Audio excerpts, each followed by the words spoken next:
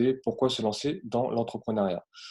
Bon, généralement, c'est pas très compliqué, hein. Si on les gens qui veulent se lancer dans l'entrepreneuriat, c'est pour différentes raisons. La première, c'est pour avoir une certaine manne financière, un certain gain potentiel qui sera toujours plus élevé en général que le salariat. Même si, là, vous le verrez par la suite dans la slide d'après, c'est pas toujours tout rose, hein, bien au contraire. Et aussi un autre, comment dire? Un autre élément qui est important, c'est la notion de liberté. C'est-à-dire en fait que, bah, forcément, comme vous êtes entrepreneur, vous êtes votre propre patron et donc vous avez beaucoup plus de, entre guillemets, «temps disponible». Ça, c'est un autre aspect. Il y a aussi un aspect aussi qui est parfois est peu mis en valeur, c'est la notion, on va dire, un petit peu de fierté personnelle, de challenge, du fait d'avoir réussi, en fait. Ça, c'est vrai que c'est une notion où parfois, comment dire, quand on peut avoir certaines critiques de proches ou autres, ou des personnes qui ne croient pas forcément en nous, heu, forcément, il y a toujours, comment on appelle ça? Une fierté si on réussit. Et bien dit si on réussit, parce que si on réussit pas, on est plus attendu au tournant. Et la dernière chose, c'est de pouvoir faire une chose qu'on aime, et ça, il y a pléthore, d'histoires, de personnes qui, étaient dans le salariat et ont commencé à faire quelque chose qui avait rien à voir, mais qu'ils aimaient et qui se sont expertisés là-dedans. Voilà. Alors maintenant, pourquoi ne pas se lancer? Parce que, quand même, parce que bon, c'est vrai qu'il y a des avantages, dans l'entrepreneuriat, mais l'entrepreneuriat n'est pas fait pour tout le monde et ça, je préfère quand même le stipuler.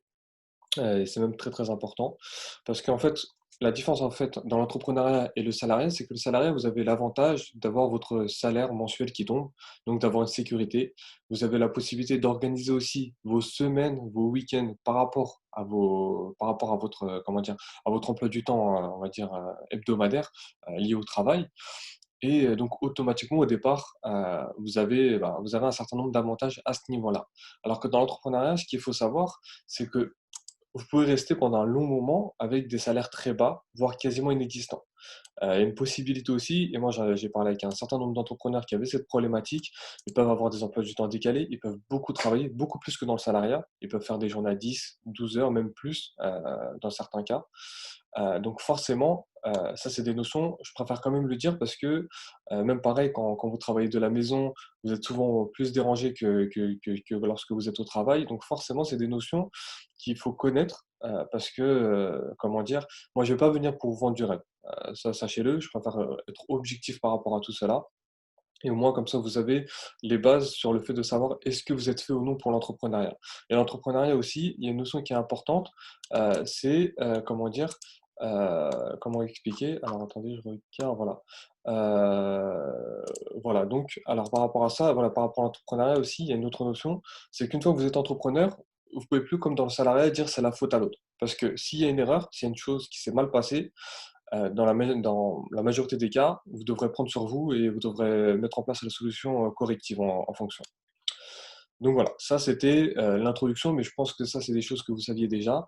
Je préfère l'aborder quand même au début, parce que je sais qu'il y a certaines personnes qui sont pas encore lancées dans l'entrepreneuriat, qui sont vraiment en phase de réflexion et au moins qu'ils sachent quels sont les avantages et les inconvénients.